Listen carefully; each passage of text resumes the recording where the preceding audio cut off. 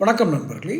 அழகிரி முன்னாள் அமைச்சர், தமிழக முதல்வரின் அண்ணன், கட்சியினுடைய அடிப்படை உறுப்பினர் பதவியிலிருந்து கூட அவரை நீக்கியிருந்தார்கள். இன்னும் சேர்க்கப்படவில்லை. இடையில் அழகிரி அவர்களுடைய மகனுக்கு மிகப்பெரிய ஒரு மருத்துவ பாதிப்பு ஏற்பட்டது. அந்த மருத்துவ பாதிப்பிலிருந்து அவர் இப்போது மீண்டு விட்டார் என்று தான் நினைக்கிறேன். முழுவதுமாக மீண்டு அவர் இப்போது இருக்கிறார். இந்த காரணங்களினால் அழகிரி சரியான அரசியலில், தீவிர அரசியலில் ஈடுபடவில்லை. சற்று ஒதுங்கிதான் இருந்தார்.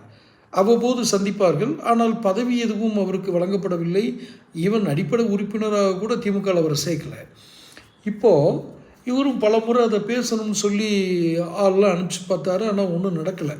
அழகிரி பேசணும், கட்சியில் கொஞ்சம் ஏதாவது ஒரு இது பண்ணணும். அவருக்காக இல்லைனால கூட அவருடைய ஆதரவாளர்கள், தீவிரமான விசுவாசிகள், எந்த கேள்வியும் கேட்காமல் கீழ்ப்படிமை உள்ள ஒரு திமுககாரங்க எல்லாம் அவரை சுற்றி இன்னும் இருக்காங்க. அது எனக்கு நல்லாவே தெரியும். தனிப்பட்ட முறையில் எனக்கு தெரியும். அப்படி இருக்கிறவங்க அவங்களுக்கு ஏதாவது செய்யணுமேன்றதுக்காக இவர் தலைமைக்கு தூது விட்டால் கூட யாரும், தூதுனா என்ன, செய்தி அனுப்புனா கூட யாரும் கண்டுக்கிறது இல்லை. ஆனால் தற்போது இன்னும் பார்த்திங்கன்னா அந்த அவருடைய மகன் மருத்துவ பாதிப்பு ஏற்பட்டு நீண்ட சில வருடங்களாக சிகிச்சை எடுத்து இப்போது திருப்பி வந்திருக்கார். அதை கூட போய் ஒரு முதல்வர் பார்ப்பதில்லை என்ற ஒரு, சரி பரவாயில்லை இருக்கட்டும், அவருக்கு பல்வேறு பணிகள் இருக்கலாம்.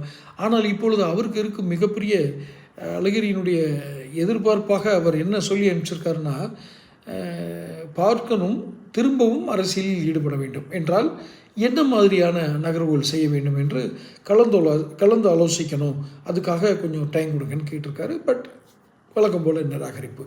ஆனால் இறுதியாக திமுக ஒரு முடிவு எடுத்திருக்கிறது. என்ன, பார்த்தா அவர் சில கோரிக்கைகளை சொன்னால் நிறைவேற்ற வேண்டியிருக்கும். அதுக்கு எந்த அளவுக்கு வாய்ப்பு இருக்குன்னு தெரியல. ஒன்று செய்வோம், அவர் சொல்கிற ஆளுக்கு ஒரு சீட்டு கோட்டா கொடுத்துருவோம் அப்படின்னு ஒரு தகவல். அப்படின்னா அழகிரி யாரை கையை காட்டுறாரோ அவருக்கு ஒரு சீட்டு உண்டு மதுரையிலையோ இல்லை வேறு தொகுதிகள்லையோ. மதுரைனா தான் அவருடைய கண்ட்ரோலில் இருக்கிறது, அவர் ஜெயிக்க வைக்க முடியும். அவரு கொஞ்சம் மற்ற விசுவாசிகள்லாம் வேலை செய்வாங்க அப்படிங்கிற நம்பிக்கை. அதனால் இப்போ அழகிரி சொல்லும் ஆளுக்கு சீட் கிடைக்கும் அப்படிங்கிறது உண்மையா? முதல்ல அப்படி உண்மைன்னா அவர் யாரை கையை காட்டப் போகிறார்? ரொம்ப முக்கியமானது. ஏன்னா ஒருத்தரை கை காட்டி இன்னொருத்தர் வெறுப்பு வந்துருச்சுன்னா மதுரையில் இன்னும் ஒரு